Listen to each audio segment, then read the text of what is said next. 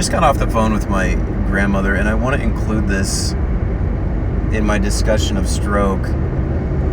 I'm telling a story about how I met a patient who had had a stroke, and his wife, and she was his caregiver, and he came in and there really wasn't a lot wrong, and I thought he was depressed because he had had a stroke, and his life kind of sucked. And it reminded me of how part of my grandfather's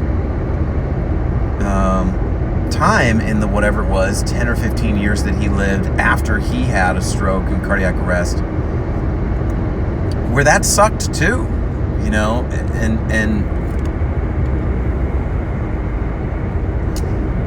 I just talked to my grandma about it, and it's always good to get a different perspective, to tell a different story. I think there's a story that I witnessed as I cared for my grandfather that was hard to see him dependent, not working, not moving and shaking and being that kind of a man. That was really hard for me to watch that change, and it was hard on my dad and everybody in the family. But my grandma had a different perspective. She talked about,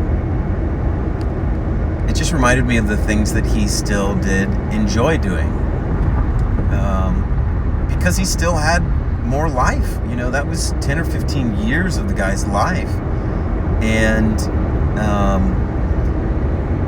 he certainly wasn't stressed. Yeah, he didn't work, and he didn't have that kind of accomplishments and achievements and fast, hard, exciting, adventurous lifestyle anymore at all. Like, that was gone. It's hard to say goodbye to that, and hard to watch that not be there. But he still had in his life. There were so many good things during that time. We would have family dinners every week, and we would all be together. My dad would often cook, and Gramps would come, and my sister and aunts and cousins, and it was fun. And we would just tell jokes, and we had good family time that probably we wouldn't have had as much of, if he hadn't have had that stroke. He enjoyed eating. He had a pretty chill, non-stressful life.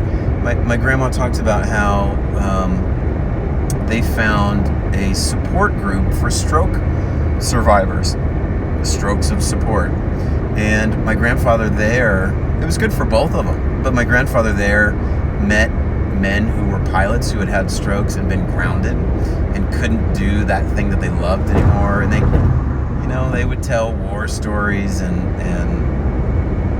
who knows if any of them were true or not, but that, all right, cool guy, I don't know if you need these sunglasses anymore. Yeah, I do, but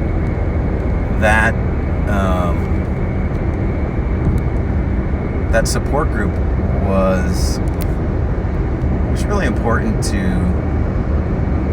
find people who were going through what they were going through, so they didn't feel alone, so they had some community, just to find people that you could share that experience with. It's hard enough to go through it when you're very well supported. And I will say this, my grandma said this too, she felt lucky to have a big family that pitched in and helped. I was a caregiver for a little bit. My dad, all the kind of kids and family had pitched in and took a day and here and there helped out, and she was very well supported. There's a lot of people that don't have that. These like this support group thing really helped them, and I know it helped my too, to connect with partners and wives of men who had had strokes, and to commiserate and just to find community. So that community thing was another big positive thing that came out of that for them. So I guess it's I don't want the story that I tell to be all negative. I think the point remains, which is sometimes there's nothing wrong and folks are depressed and they're down, and part of it is just because of a situation in life. But sometimes we're given these cards, whether it's a stroke or, God, somebody dies of cancer, or you get cancer, or whatever it is. And the challenge is, how do you make the best of it? How do you stay positive? How do you keep faith? How do you still trust that life is good and worth living, even amidst sadness and loss and really things that don't seem fair or right? And they did that. I do think my grandma did her best and did a great job. I think as a family we did a great job, and that was the best we could. And I still do think it was sad that we lost half of my grandfather when he had strokes and cardiac arrest. It was hard to watch him not work and not drive and suffer and have bouts of depression. But maybe that side of that story needs to be told a little bit too. The good things that came out and the good times, and that was part of that life too. I just wanted to contribute that. I felt, talking to my grandma, she's like, I read your blog, what's coming on the stroke? You said you were going to talk about Gramps. And I was like, oh man, did I go too far?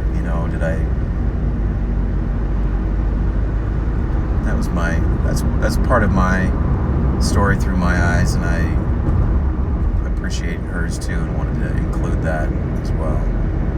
So there you have it. All right, see you next time.